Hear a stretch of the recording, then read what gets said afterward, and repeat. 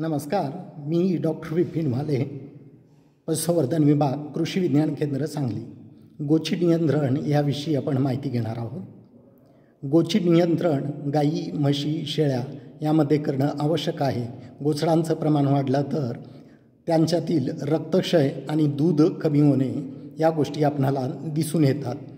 गोचडाचं नियंत्रण करायचं असेल तर आपल्याला रासायनिक पद्धतीचा किंवा जैविक पद्धतीचा अवलंब केला पाहिजे.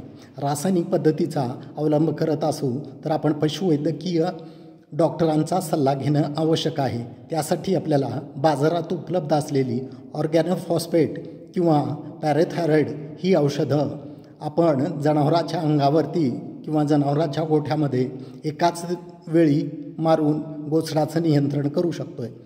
परंतु त्यामध्ये विषबाधा होण्याची जास्त शक्यता असते. त्यासाठी आपण जैविक पद्धतीचा वापर करणं अतिशय संयुक्तिक ठरेल.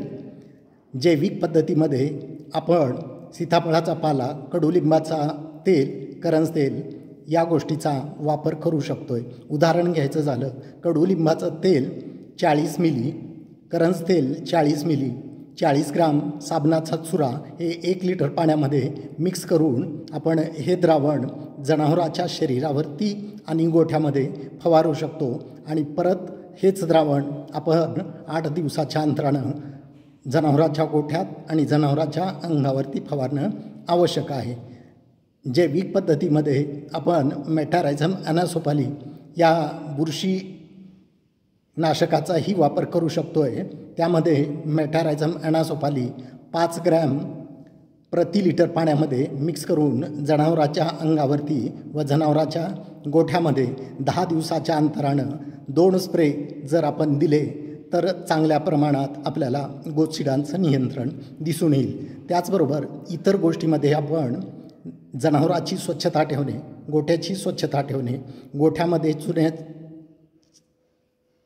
लावून घेणे अथवा जनावराला रोज खरारा करणे ह्या गोष्टी जरी केल्या तरी आपण गोचडाचं नियंत्रण करू शकतो आहे. धन्यवाद.